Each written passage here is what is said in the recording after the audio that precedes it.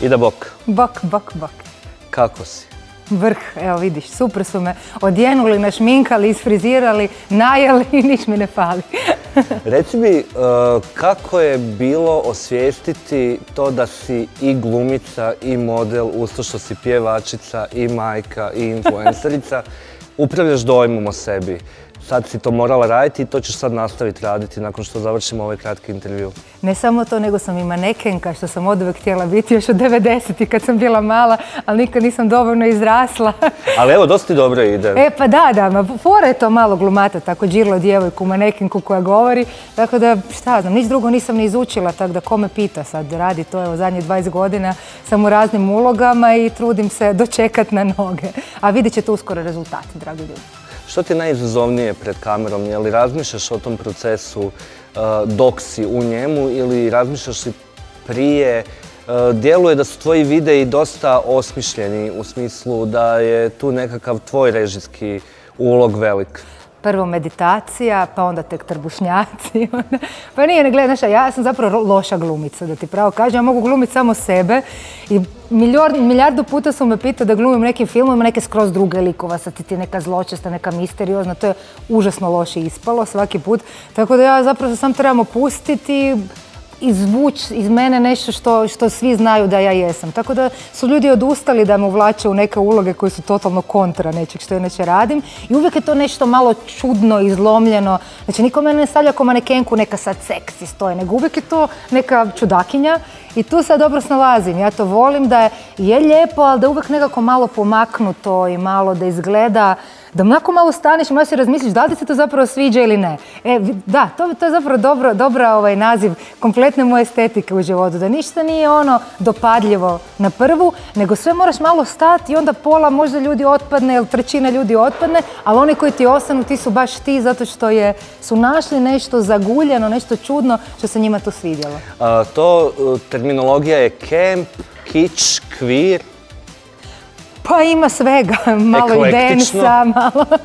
Pa ja se volim igrati sa tim nekim omraženim žanrovima, recimo to tako, zato što volim i tu neku estetiku čudesnoga, pa i estetiku ružnoća ako hoćeš. Tako da zapravo sve što radim nije baš za svakoga. Ni moj humor nije za svakoga, ni moja muzika, znači jednostavno nikad neću biti Severina, šta da radim, ni Rozga, ali si nađem taj neki mali svoj žljebić unutar kojeg se super osjećam i imam svoje ljude. Ti jesi koketirala sa tom nekom Balkanikom u datom trenutku, sjećam se.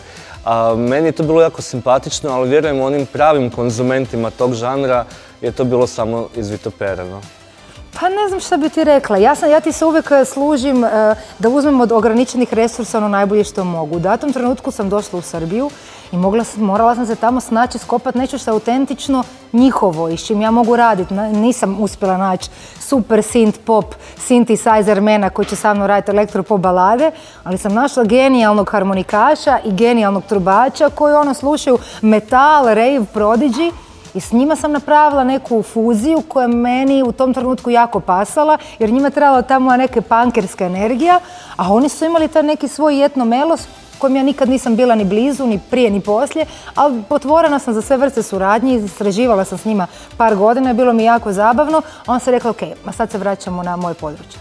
Koliko je bilo alter ega do sada u tvom umjetničkom izražavanju u proizvodnji i da li je Ida Prester alter ego Idi Prester?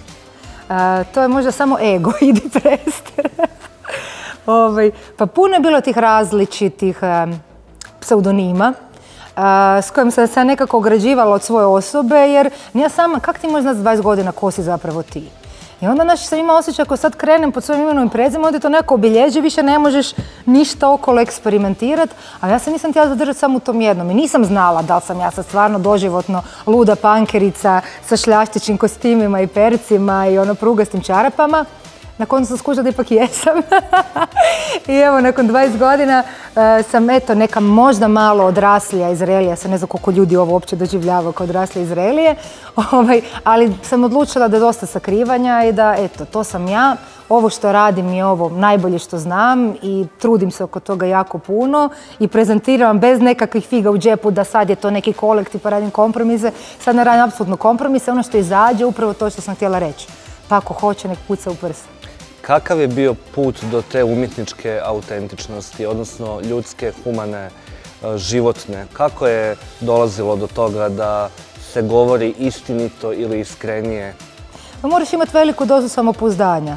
I to je nešto što ne možeš imati ko klinac. Mislim, ko klinac može biti samo glup, pa onda, mislim, ja sam i to bila i užasno puno stvari sam govorila koje nisam trebala govoriti. A onda kroz odrastanje prvo skužiš tko si, koje stvari te vesele i kako se nositi s onima koji ne vole to što ti radiš i da to sve je normalan dio, nemaš ti šta nekom zamjerati što te ne voli. Tako da sam sa sobom to riječiš i odabereš taj neki put za koji znaš koji god put da odabereš da će biti i hejtera, ljudi koji te neće ili primjećivati ili te neće razumjeti ili neće biti isti džir i onda si kažeš ok, sve to fajn, ali ja imam neku svoju autentičnu liniju i ne moram se toga bojati. Neće me niko šamarit na cesti, nego će samo nešto napisati ružno na mene na internetu, što zaboli me zapravo. Ja sam tako koja jesam, imam svoj krug i ljudi koji me vole i prijatelja koji će me uvijek podržati, mada im se nekima ni ne sviđa to što radim i meni je to sasvim dovoljno. Najsimpatičniji ili najbolniji medijski gaf u tvojoj već dosta velikoj karijeri? Ma joj, ima svega. Od toga da mi je pukla suknja na pola pred 70.000 ljudi na main stage-u Exita, pa sam ostala u gaćama. I to, hvala Bogu, sam imala crne gaće, ne znam što je za neke bakine. Dobro da sam se obukla na vrijeme. Ko da sam znala, a stvarno se desilo. Mislim, ja sam stvarno baš kraljica glupih naslova. I kako jako puno, evo i sad pričam onako iz glave, nepripremljeno, tako koji put stvarno znam reći rečenicu previše i onda to jako zgodno se malo završi u naslovu sa skroz drugim značenjem i van konteksta, tako da jedan moj slavni naslov je bio nakon što sam ispričala novinarke kako sam bila u Parizu i bilo nas je hrpa u istom stanu zato da jeftino prođemo, a smo bili super u centru pored muzeja Pompidou. I sad to uvijek imamo nakana, ok, kad to neko čita da on dobije motivaciju, inspiraciju da ide putovat, a ne gledam si svaku riječ. A se mora gledati svaka riječ jer je naslov bio Ida Presser dvotočka, u Parizu sam spavala s puno ljudi. Ispod toga komentari, možeš misliti. Niko nije pročitao ništa osim naslova. Tako da sam shvatila da su naslovi najbitniji dio mojeg stvarala. Znači, ostala si zdrava, a stekao se dojam da si promiskuitetna. Dosta okej. Pa, zapravo da. Bitno ono kako ja zapravo jesam u svoja 4 zida. Ida, hvala ti na ovom razgovoru. Hvala tebi.